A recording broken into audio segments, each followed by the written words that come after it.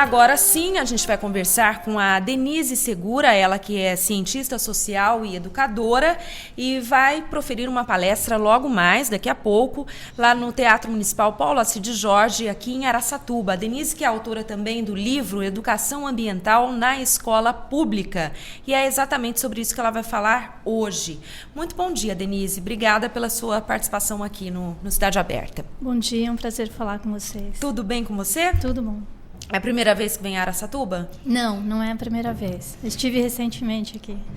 Denise, o subtítulo do seu livro é Da Curiosidade Ingênua à Consciência Crítica. Gostaria que você falasse um pouquinho sobre isso. Como é que se passa da curiosidade para a consciência?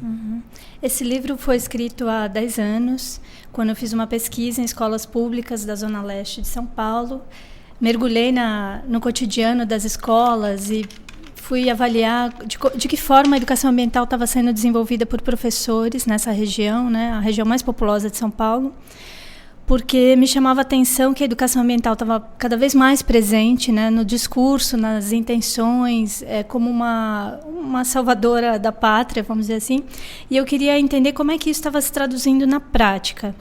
E acompanhei durante vários meses os trabalhos, entrevistei pessoas, alunos e professores, e deu para perceber que, em boa parte dos casos, o envolvimento era ingênuo na medida em que os professores não avançavam no envolvimento das pessoas com a questão.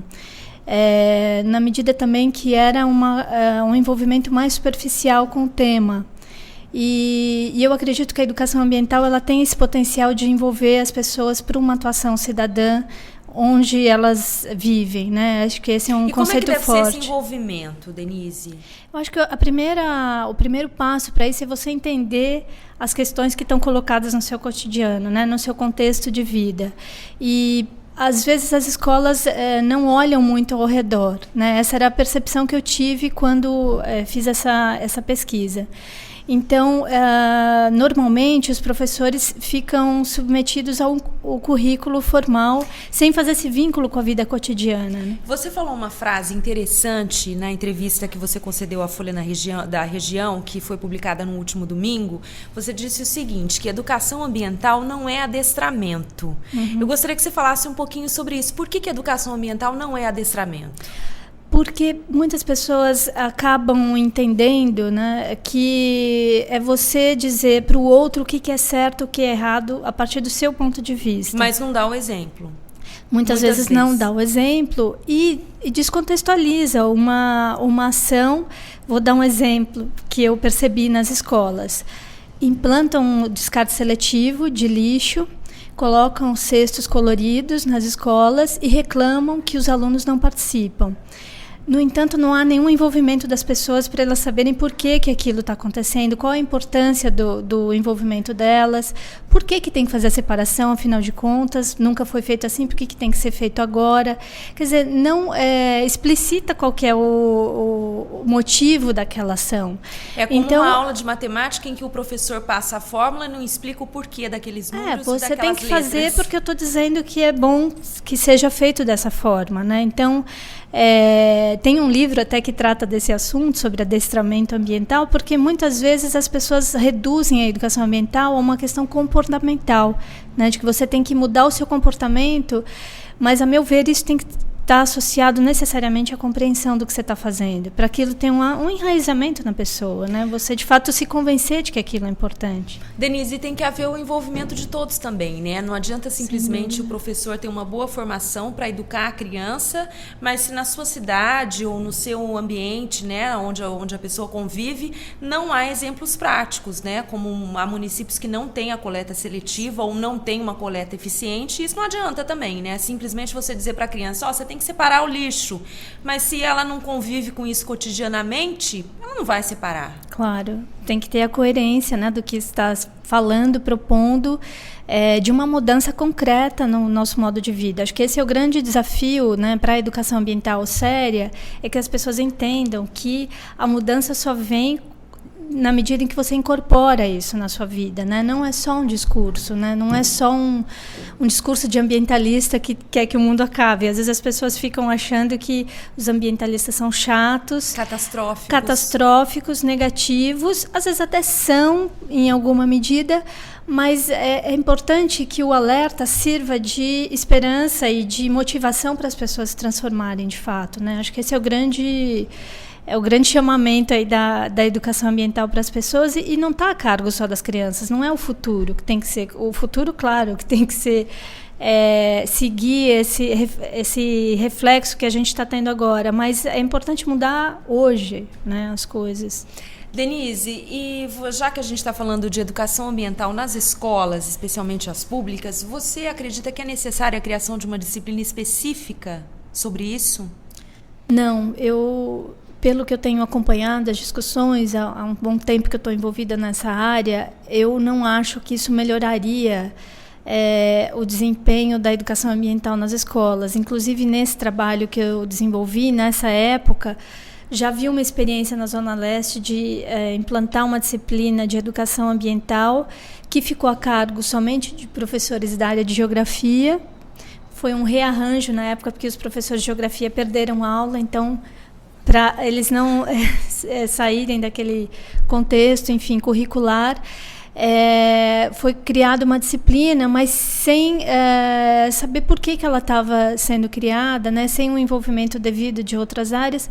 E a grande questão para a área ambiental é o envolvimento de várias áreas do conhecimento, né, porque o ambiente que a gente lida diariamente, ele é inteiro, ele não é fracionado com as áreas do conhecimento, né. Então, cabe conhecimentos da geografia, da biologia, da história, da língua, né. Então, eu não acho que essa saída acrescentaria muito. Eu acho que a gente correria o risco de ter essa área reduzida a só um olhar, né? Só uma área do conhecimento. Denise, e a educação ambiental, ela não é importante apenas nas escolas, né? Evidentemente que as crianças são bons multiplicadores, mas a educação também se dá em outros ambientes. Eu gostaria que você falasse um pouquinho sobre isso também. Não, isso é essencial. A escola é um dos espaços educativos, né? Ela tem um papel fundamental, né, de formação das pessoas, mas é absolutamente essencial que a gente veja o envolvimento de outras instituições, outros espaços que estão comprometidos com isso. E as empresas podem ser educadoras, os parques podem ser educadores.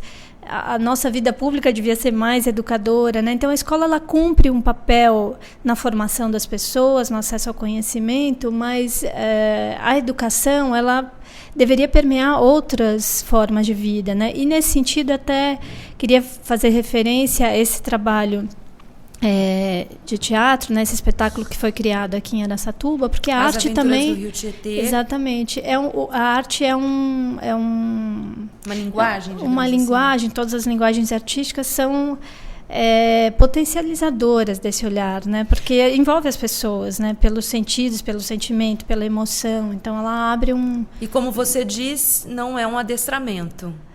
Proporciona uma percepção bem maior, né, do que é o meio ambiente, da importância da água, enfim. Aliás, eu ia falar sobre isso agora, vou falar logo mais às 10 horas da manhã, daqui a pouquinho, portanto, daqui 2 horas, haverá a apresentação da peça, do musical As Aventuras do Rio Tietê, lá no Teatro Municipal Paulo Alcides Jorge. E o evento, na verdade, encerra, né, o projeto de práticas ambientais, o PREA. E junto com a apresentação vai haver um simpósio do qual você vai participar, né, Denise? É Sim. Isso, é um evento voltado principalmente para professores, mas quem quiser dar uma passadinha no teatro é só chegar e assistir. Vale a pena porque vai ser a última apresentação dessa fase, a fase 5. A fase 3, a Selma Rico está aqui me corrigindo, ela que é a produtora do espetáculo. Então, logo mais às 10 da manhã, As Aventuras do Rio Tietê, um espetáculo gratuito, como eu disse, é só chegar e assistir, que trata exatamente sobre isso, né, Denise? Sobre a importância da água, conta a história do Rio Tietê, que é um manancial extremamente importante para nós paulistas, e você vai participar falando aos professores. Isso, exatamente. E eu só queria também complementar uma informação de que os meios de comunicação também têm um papel, Alessandra, essencial nesse processo de não só de esclarecimento das pessoas, né, dos cidadãos, mas também de envolvimento, de fazer chegar informação de melhor qualidade, né, de criar essa possibilidade das pessoas entenderem cada vez mais e melhor o que está acontecendo onde elas vivem, né, quais são as questões importantes. Então, só para concluir, essa participação também dos meios de comunicação é essencial. Tá certo, Denise, muito obrigada pela sua participação. Nosso horário já se esgotou, nosso tempo já acabou, são 8 horas em ponto. De qualquer forma, um bom simpósio para você. Seja muito bem-vinda novamente a Araçatuba. E obrigada mais uma vez. Até a próxima. Obrigada, eu que agradeço.